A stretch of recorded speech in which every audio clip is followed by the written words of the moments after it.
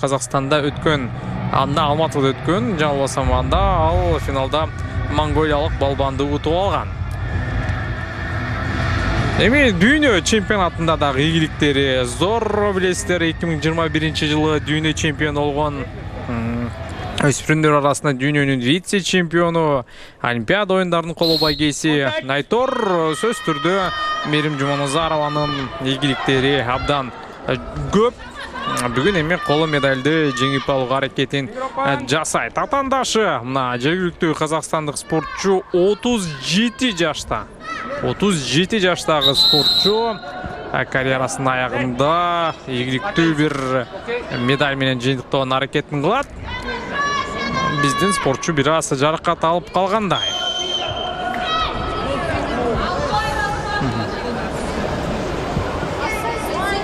Это өкүнүчтүү жагдай, эми байкайды азыр кандай болот экен. 37 жаштагы спортчу. Бирок буга чейин чоң ийгиликтери жок. Буга чейин кандайдыр бир деңгээлде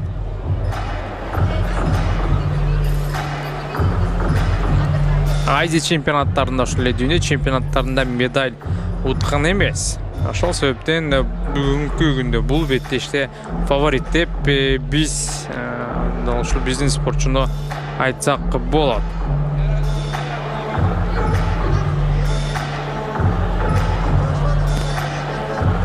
Елена Шалигина 37 жашта 2010 жылы Азия оюндарында алтын медаль тагынган. Ана 2010дон кийин Переходи на О.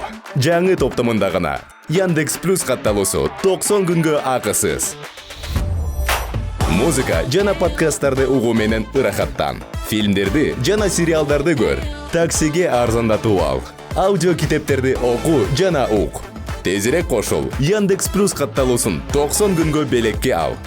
Переходи на О. Сага керектүүнүн баары алдыңкы оператордун бир эле тарифинде. Авалды байкап беттешти улантууга мүмкүнчүлүк береби же бербейби?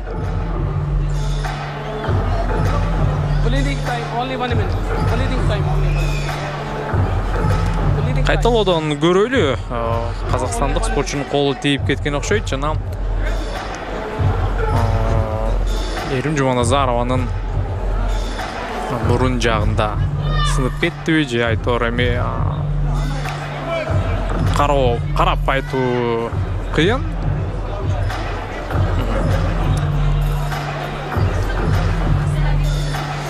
Да, действительно, неприятная ситуация, по сути, только самое начало поединка и такой вот инцидент.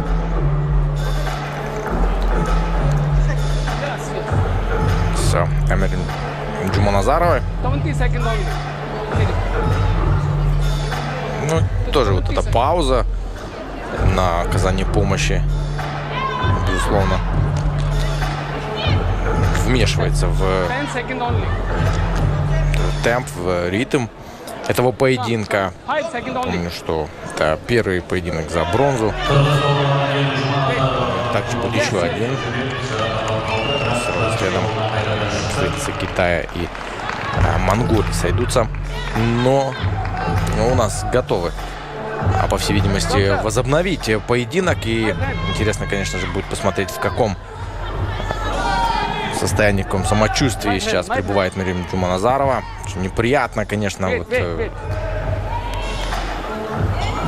немножечко эта ситуация для нее. Надеюсь, дискомфорта сильного не доставит. Сейчас приводят в порядок место проведения. Ну и Елена Шалыгина тоже себя как может приводит в чувство. 5:42, напомню, именно на этой отметке остановился секундомер. Буквально самое начало поединка. Да, продолжается поединок, и вновь предупреждение Елене Шалыгиной за слишком активное и Здесь поддержка, безусловно, домашних трибун. Несется Елена, давай.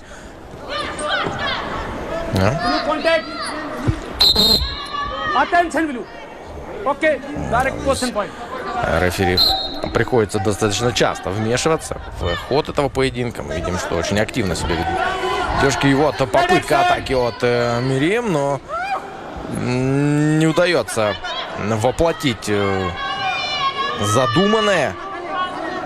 Очень вовремя среагировала Елена Шелыгина и не позволила. Очень опытная Елена, 37 лет ей, конечно, много повидала за свою карьеру. И в нынешнем сезоне результат на турнире Ибрагима Мустафа в Египте.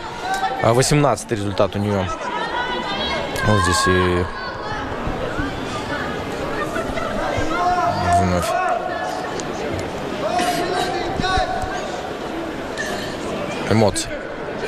эмоции. Кайрадан уақыт тоқталып тұрады. Жана дарыгер Мирим Жуманазаровага жардам көрсөтүүдө. Чынарбек Забековга Байгазы Кенжебаев жардам берүүдө. Улуттук кураманын ага машкыруучусу.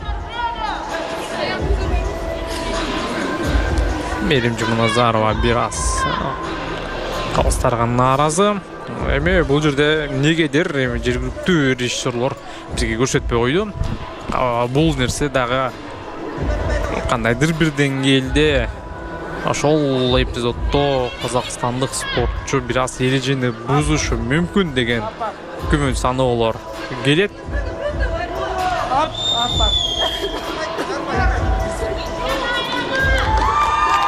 Демек беттеш ушул жерде токшойт.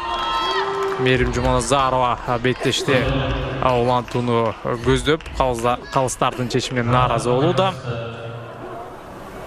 Дәрігерлердің шешімімен, көрешілердің шешімімен Қырғыз балуаны жарыстан шеттетілді.